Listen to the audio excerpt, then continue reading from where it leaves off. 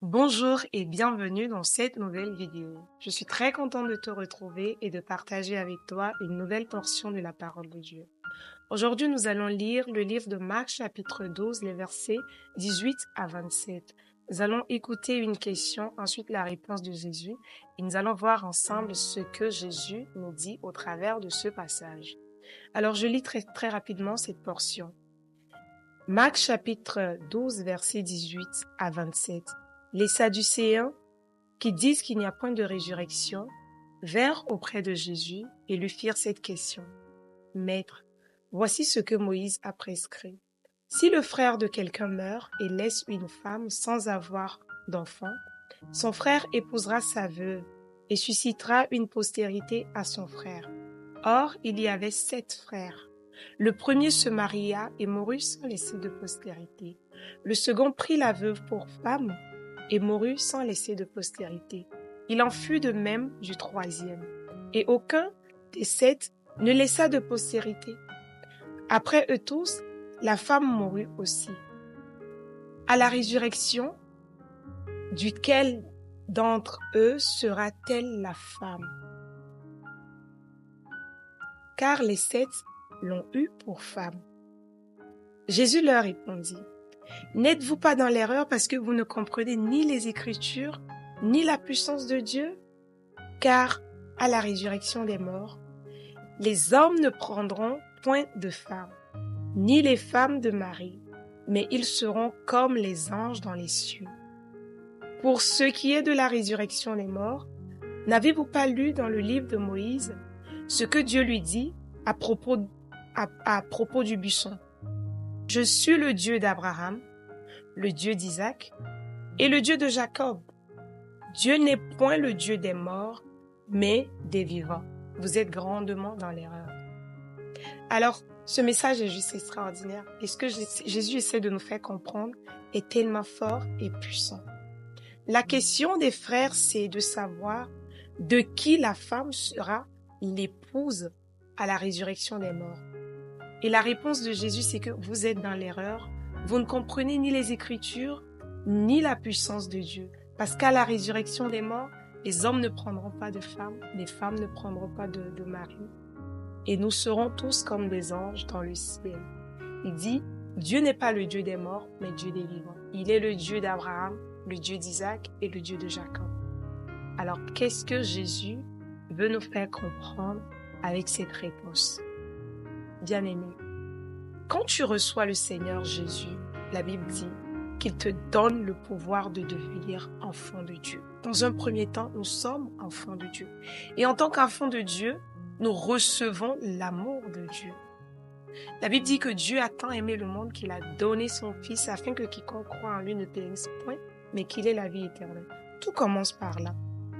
Nous sommes enfants de Dieu parce que la Bible nous dit que maintenant, nous sommes enfants de Dieu.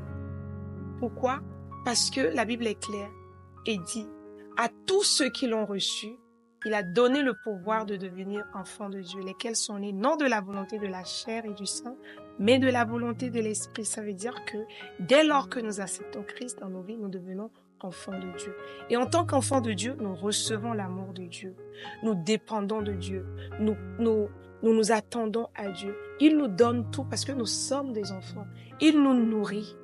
Il nous fait grandir parce que nous sommes enfants de Dieu. Nous avons des requêtes, nous avons des demandes. Un enfant ne fait que demander des choses à ses parents. Et c'est ce que nous faisons avec Dieu dans un premier temps et il nous les donne. Et Dieu est patient avec nous parce qu'il attend que nous grandissions. Et quand nous grandissons dans cette croissance et dans cette marche avec le Seigneur, à un moment donné, quand nous demeurons dans son amour, quand nous demeurons dans sa parole, quand nous gardons ses commandements, eh bien nous grandissons. Et à un moment de notre vie, on ne se contente plus que de recevoir l'amour de Dieu, mais on cherche à donner de l'amour à Dieu. Vous vous rappelez, c'est un commandement qui nous a été donné dans Matthieu chapitre 22, le verset 37. Jésus dit que le plus grand et le premier des commandements, c'est aimer le Seigneur son Dieu de tout son cœur, de toute son âme, de toute sa pensée. Et ce n'est pas un enfant qui aime ses parents, c'est pas un bébé qui aime ses parents de tout son cœur. C'est, dans un premier temps, l'enfant se contente de recevoir Et quand on grandit, on rentre dans cette dimension où nous donnons de l'amour à Dieu. Nous cherchons à connaître Dieu. Nous cherchons quelle est sa volonté. Nous cherchons quel est son appel sur notre vie. Nous cherchons qu'est-ce que nous pouvons faire pour lui faire plaisir. À ce moment-là, nous avons changé de dimension. Nous ne sommes plus des enfants, de simples enfants de Dieu, mais nous sommes fiancés à Dieu. Parce que l'apôtre Paul pouvait le dire, il dit « Car je suis jaloux de vous, d'une jalousie de Dieu, parce que je vous ai fiancés à un seul époux, pour vous présenter à Christ comme une vierge pure. » 2 Corinthiens 11, le verset 2. Et dans Osée chapitre 2, le verset 21 à 22, nous pouvons lire « Je serai ton fiancé pour toujours. Je serai ton fiancé par la justice, par la droiture, par la grâce, la miséricorde, et je serai ton fiancé par la fidélité, et tu connaîtras l'Éternel. » À un moment donné, nous quittons le statut de fils, nous entrons dans cette dimension de fiancé où nous nous préparons, où nous sommes conscients de ce que Dieu attend de nous. Et comme une fiancée, nous nous préparons. C'est en cela que la Bible nous dit que Jésus a donné sa vie pour l'Église. L'Église qui est son épouse. Et qu'il viendra chercher cette Église sans tache ni ride. Et l'Église, ce ne sont pas des murs, ce sont les personnes.